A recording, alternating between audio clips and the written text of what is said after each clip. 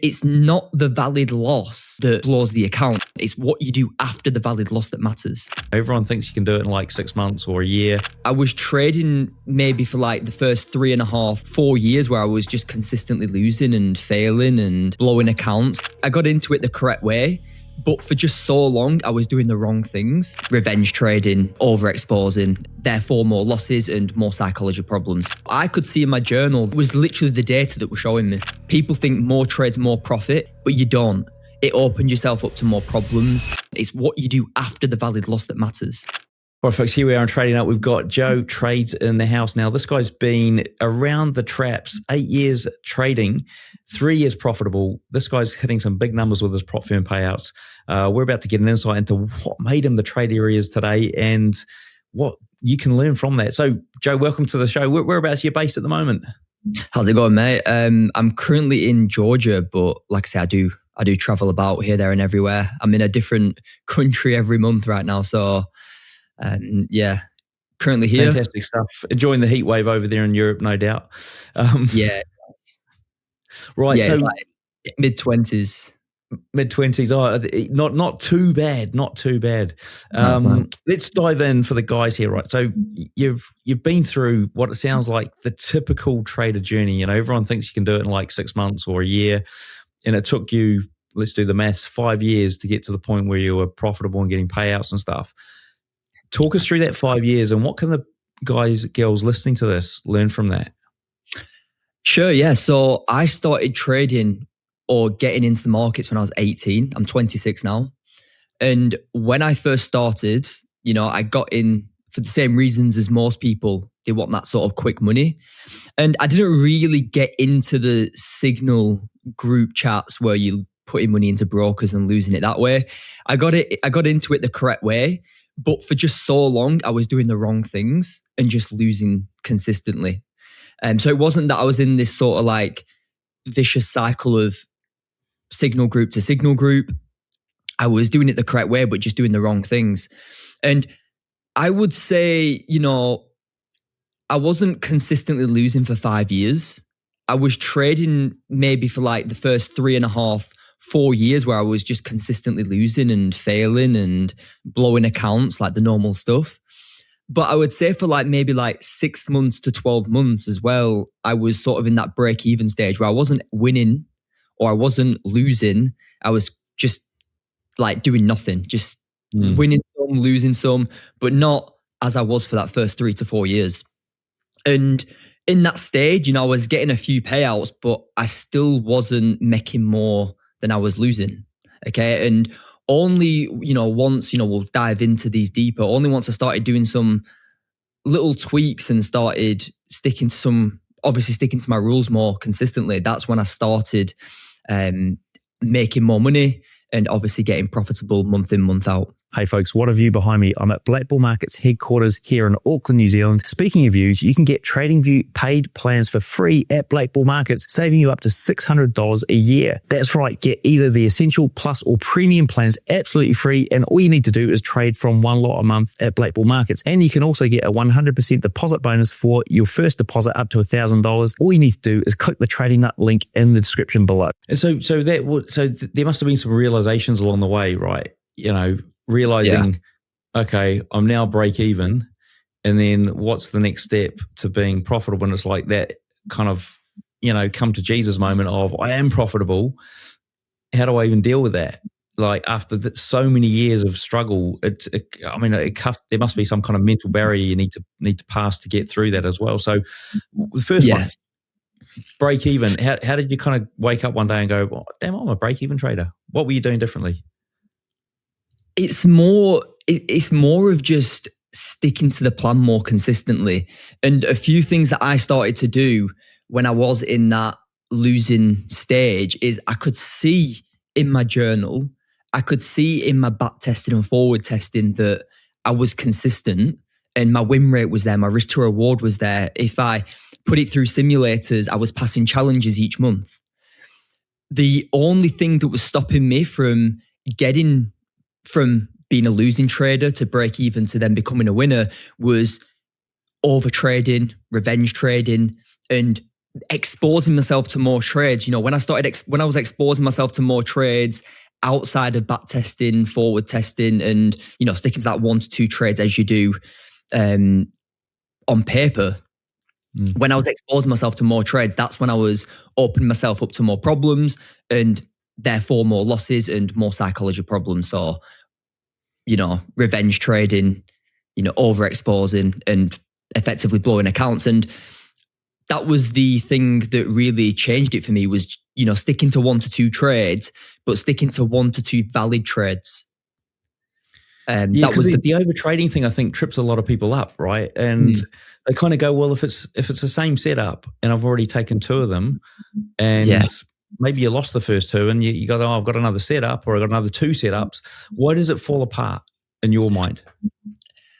I think the thing is as well, so like, let's say that you've taken 2 valid trades for the day and you've taken 2 wins. You need to understand that I've got like a 70% win rate. And if we're just looking at wins and losses, you know, if you've got 10 trades and they're only wins and losses, you're going to take 3 losses, 7 wins. And even though I've taken 2 wins, the unprofitable trader who's still not mentally like perfect with the psychology, if they then take a valid loss, it's not the loss that blows their account, it's what they do after. And I was that trader who, after taking 2 valid wins, I would then expose myself to the market again. I would take a valid loss and then I would spiral. And it's not the valid loss, okay? It's not the valid loss that blows the account. It's what you do after the valid loss that matters. So 2 trades, like, I mean, how did you find it sticking to 2 trades? What was the trick that you used to get there? It was simply just looking at my journal. You know, I would look at my journal at the end of the day and I would have like 5 trades there. And I could clearly see that, you know, sometimes I say 1 to 2 trades to newer traders, or 1 to 2 trades to traders who are really struggling. I sometimes push myself, because I'm perfect now. Well, we're never perfect, but because I'm a lot better now, or profitable, and my psychology is there, I sometimes push 3 trades in the day if they set up. But I could see in my journal that, okay, after that 2 perfect valid trades, it was after that 1 to 3, let's say, that was making me blow up. And it was literally the data that was showing me. And so would you go like, okay, well, I see the data here. Was it a case of like going, okay, well, that 3rd trade, you lose it. The 4th trade, was that a valid trade, or was it, at this point, you're no longer trading the system, you're just trading whatever you see? Yeah, and then exactly. The 5th trade, I mean, were you ending up at break even at this point, or were you sort of like drawing the account down, and then the next day you'd bring it back to break even, and then you'd stop, and then the next day you'd draw it down again? Or how did it all play out? It wasn't, you know, like when especially when I was in that, you know, that cycle of, well, when I was in that unprofitable trader stage, it wasn't sort of like bringing it back to break even and then just getting back into profit. It was like, okay, I took 2 valid trades. If I keep trading now, I'm going to blow this account. And that's what I see. It's not just, you know, me who goes through that. It's most traders. Most traders will take a few valid trades. They'll get like the $200-$300 for the day. And after that, they wipe out the profits and they hold trades longer because they think that the trade's good and it's going to come back into profit, and they extend the stop loss and it smashes stop loss and they end up blowing their account. It's the same cycles. It's always the same stories. So it's kind of like I think you hit the nail on the head there at the start. You realize that if you did more than 2 trades, you were on the track to blowing your account. Yeah. Which is like, okay, well, I don't want to blow my account. So therefore, the answer is don't trade more than twice in the day, which is pretty simple, right? Yeah. And I'm not saying as well that you can't be profitable with the system taking more than 2 trades. It's just keeping the more you're exposed to the market, especially for a lot of traders who are still not seeing consistent results, the more you're exposed to the market and the more trades you take, people think more trades, more profit. If I can take 5 wins with my valid setups or with my strategy, which is profitable, I'm going to make more money. But you don't. It opens yourself up to more problems. Therefore, you're going to take more losses. And like I say, it's what you do. You'll always hear me say it. It's not the losses that matter, because you might take a valid loss of $200, which is perfect to your plan. It's what you do after that. It's literally it's what you do after that loss. And most traders just try revenge the trade back, over risk to try and get that money back because they think they deserve to take a win. That's what most traders do, and that's why most traders blow day in, day out. And so just let's give another scenario to you, right? So let's say the trader comes in, they lose the first trade, right? They got 2 trades. They lose the first trade, valid setup. And for whatever reason, the moon's aligned, they lose the second trade. Yeah. They're supposed to stop. So you've obviously been in that situation before. Can you give us your experience of what happens when you lose 2 trades in a row? Like when you were maybe before you were break even, then you'll break even, and now you're obviously profitable. Yeah. So the old Joe say, let's say 4 years ago, just as I was coming into that break even stage, if you lose 2 trades, what did I used to do, and what does most unprofitable traders do? Well, they'll look for any random setup. They'll scroll on TikTok and YouTube looking for the next trader's setup to take because they think it's good. No, they'll over risk, and that over risk, in literally a few ticks, they've blown their account. And that's what I used to do. It's always wanting more or always taking more trades is, you're going to blow your account in the end. And, when I started seeing some payouts and when I started seeing some consistency, that was when I was sticking to the rules more. And when I was in that break-even stage, it wasn't like I was perfect with my rules. And that's probably why I was stuck in break-even for maybe a year or so, or around a year, because, even though I had the rules and they were there, I was sticking to them longer, and I was sticking to it, and I was sticking to them better. I was better at, sticking to my rules for longer. But I was still, messing up along the way. I was still, taking that extra trade when I shouldn't. And, I might have taken a few payouts, and then I take an extra few trades and bang, I've blown my account. I'm back to my old ways. And obviously now, I take anywhere from 1 to 3 trades a day. Let's just say I take 2 valid losses and then I take 1 valid win. That's me done. And so you're obviously maybe around even before prop firms were kind of as prevalent as they are now. Yeah. How did you make that transition to like, bro, I'm going to go dive into props and that's my game? So FTMO, when I first started trading, it was FTMO and what was the one that went down? They've just come back now. My Forex fund, was it? My Forex funds. Yeah, I lost a few accounts with them when they went down. But yeah, when I first started trading, I was with FTMO and it was like £500 or like $500 for a challenge. $50 for a challenge. Yeah. And I always say to people now, you've got literally the best opportunity ever to become profitable, because I didn't have that. All the traders back then, maybe that's probably one of the reasons why I was unprofitable for so long, because the challenges were so expensive. I could literally just buy 1 every single month. I literally had enough money to buy 1 or 2 every single month, which was going to get blown anyway because I never stuck to my rules. And, the rules were just impossible. You needed to make 16% in a month or something. Yeah. It was like 10% with, I don't think there was any consistency rules then, but it was like, you had to make 10% within, I don't know, X number of trades, number of trading days, 7 trading days. Yeah. And then after the 10%, you had to go again and make another 5 or 6%. Yeah, that's right. Yeah, 16%. Yeah, it was like ridiculous. And I say to people, the prop firms now, I make 16%. I've got like 4 payouts. Right. Yeah. Do it's like the difference? I like the opportunity people have got now. If they just lock in, keep it simple, they've got the best opportunity to build funds to put into a personal. It's crazy. And what would be your sort of strategy around approaching props if you're going, right, I'm a new trader, I'm probably not making money or I'm break even? What would be your approach to scale yourself into some payouts? Yeah, and that's why I'm actually documenting what I'm doing on my socials as well, because I want to prove to people that you can scale with prop firms the correct way with good strategy and literally stick into a couple of trades a day. And that's what I would say. If you want to, if there's anybody out there who's, in that unprofitable stage right now, and you on paper have got a perfect strategy that long term is profitable, stick to, let's say, 1 to 3 trades a day. Don't go over that. Start small, the smallest prop firm account. Like I trade futures prop firms.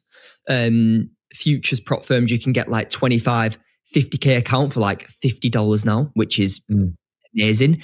Just prove to yourself that you are consistent on that account first.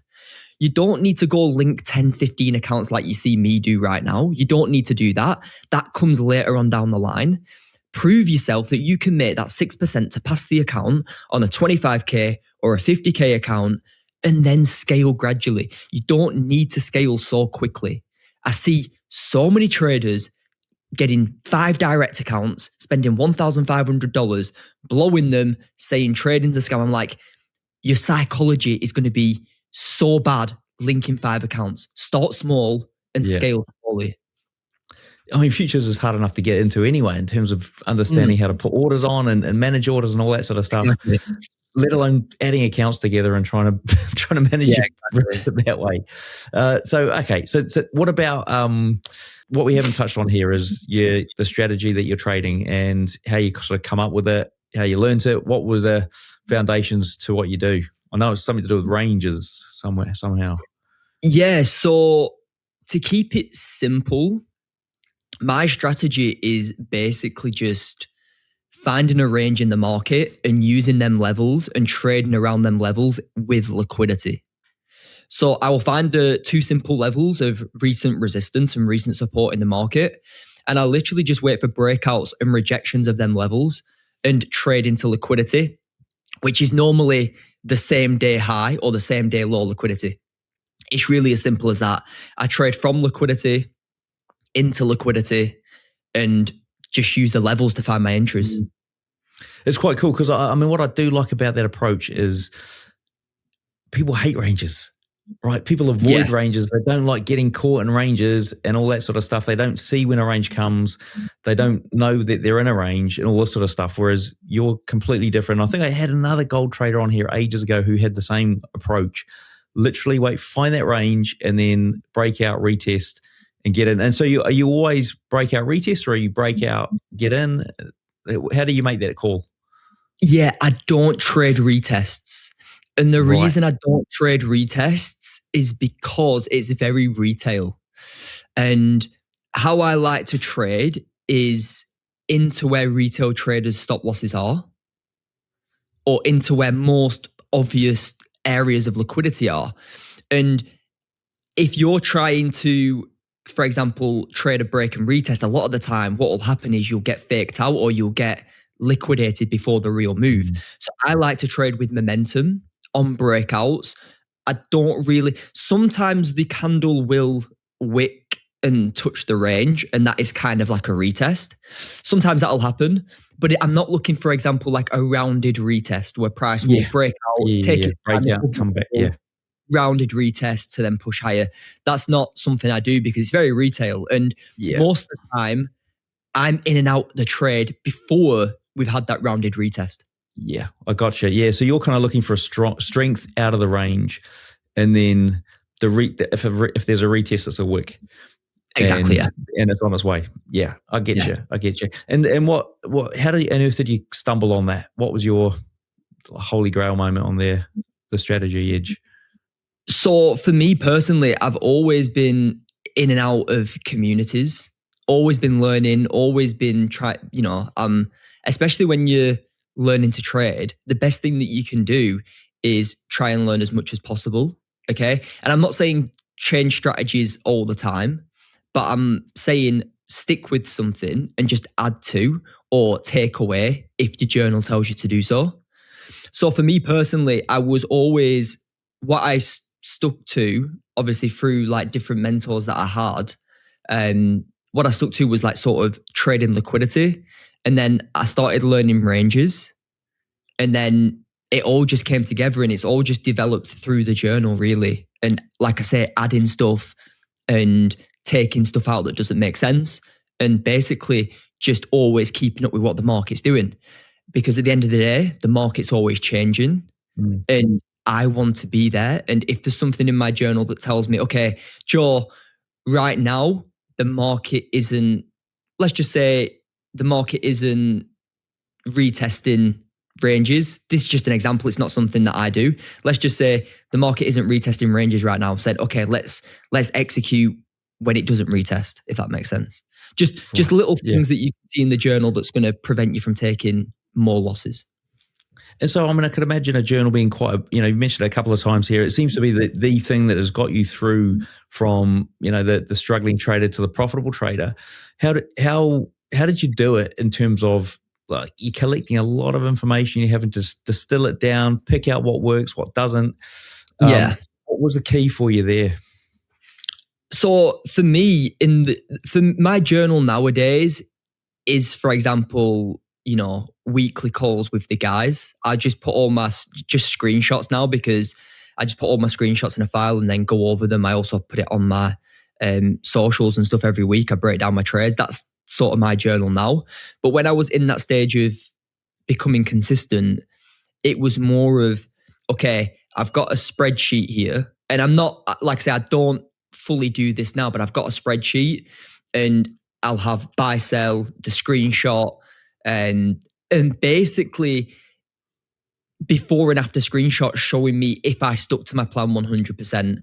A lot of the time, for example, and if I got onto the charts, I could show you. A lot of the time, for example, I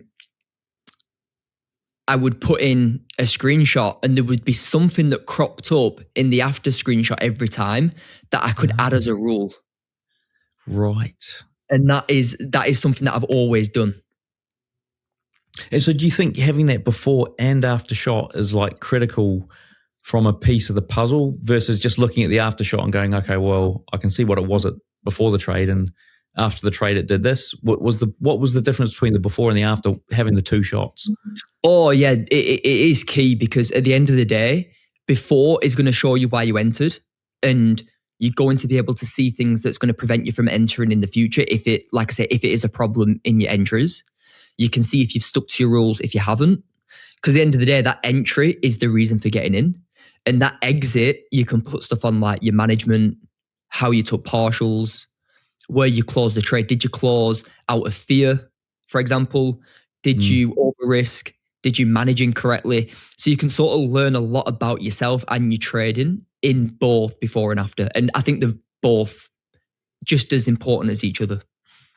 And in terms of markups on the chart and stuff, I mean, were you a prolific marker up of charts?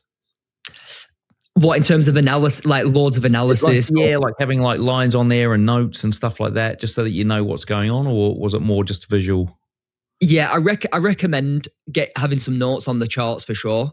A few reasons for entry, maybe how you manage the trade on there. I think that's very important, especially if you're in that journey of wanting to become profitable. It does help for sure. Okay, so in terms of like managing the trade, so that's a completely different ballpark, versus getting in a trade.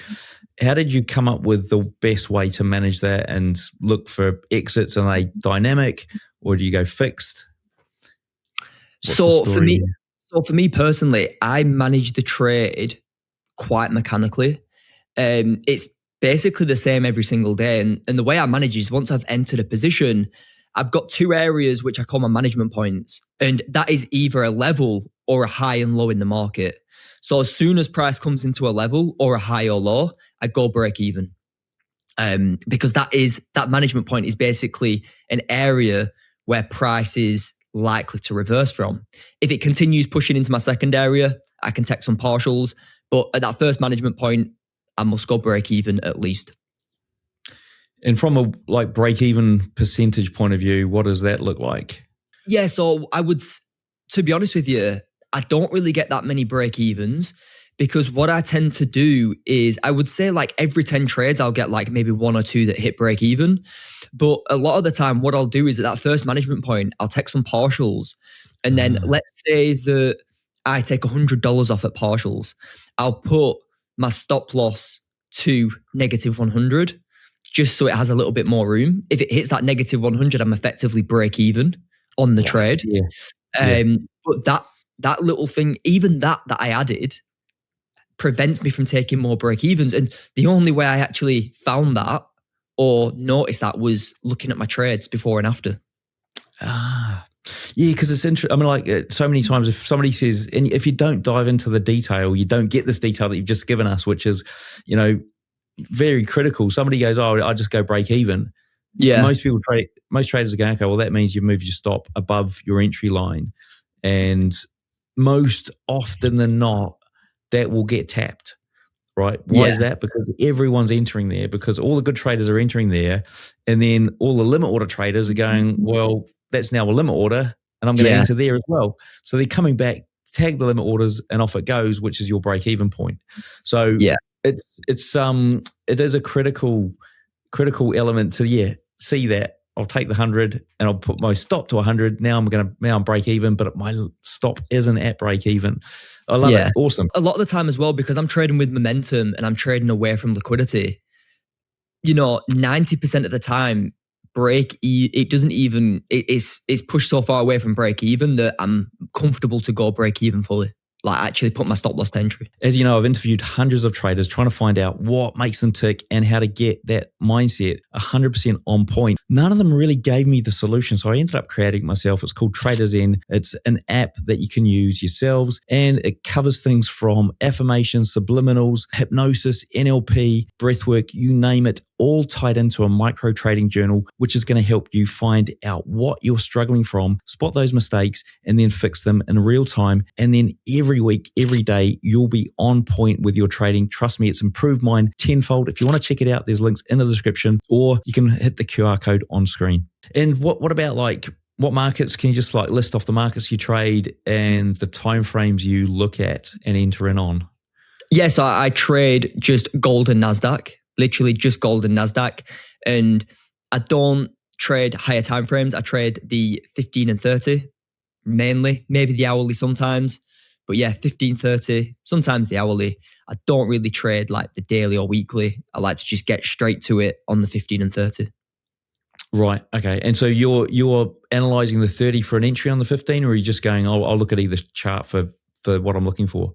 Yeah. So my strategy is based on like a playbook, and every trade looks the same. Right. Every trade basically, obviously not exactly the same. The market's always changing. Obviously the candles are always looking different and prices are always different, but the trades are repeatable and they always look the same. So I will trade a valid setup on the 15 or the 30, depending on what looks right to the playbook. It's quite good. So it's a one time frame strategy. Basically, yeah, it's like 15, 30 minutes straight onto it. If it matches the playbook, or if it matches the strategy on the 15 or the 30, I'll take it. And you do a bit of traveling, all right? So your time zones kind of switch. How, you've back tested a certain area. I mean, what do you do when you go to like, Thailand or somewhere, you're not in London, you're not in the UK. How do you manage that? You kind of just get used to it all the time. Like when I go traveling, it's not like I'm there for a couple of days and have to adapt quickly. If I ever go somewhere, like if I go to Thailand or, for example, Vietnam, or let's just say I go back to the UK for a while, it's like 1 to 2 months at a time. So the sort of the hack is go like on Friday evening. Wherever I'm traveling, I'll probably get there for like Saturday or Sunday, and then I've got a day to like get ready for pre-London. I've sort of like worked out to travel at the weekends. Okay, so you are trading London session solely? London and US. So I trade London from like 7:30 till 9 for like an hour and a half. I've not really been trading London too much recently, but then I have like a good 2-hour session in the US session where I normally trade live. Okay, awesome. And so, like, I mean, it's got a fantastic story that you've got for us here tonight. I mean, what if you're going to sort of pass on some knowledge to the listeners out there to sort of close out the show here, what would you say to them if they're going, oh, well, look, I'm just really struggling. I'm not even at the break-even stage. How do you get them there? What are some words of wisdom? What I would say to people is keep it simple. Keep your trading as simple as possible, okay? You only need a couple of concepts. You don't need half of the stuff that you think you do. The more, like, put it this way, the more profitable I've got, the more simple my trading's become. Okay, it is. Simplicity in trading is key. I would also say start tracking your trades. Okay, build a simple plan. Start tracking your trades and start learning from your entries and your exits, because the journal will tell you so much about your trading and yourself that you can put forward for improvement. Nice, awesome stuff. And to leave our listeners with a place to find you, where's the best place? So either my Instagram, JoeTradesXAU, or YouTube, Joe Trades on YouTube. Brilliant. Well, folks, what we'll do is hook that up in the show notes down below. In fact, we've got a new website there, so go and check it out as well. And whilst you're down there, hit subscribe, like, and that notifications bell. And guess what? We're going to jump into a price chart with Joe right now. So check that video up here somewhere, and we'll see what he does on a price chart.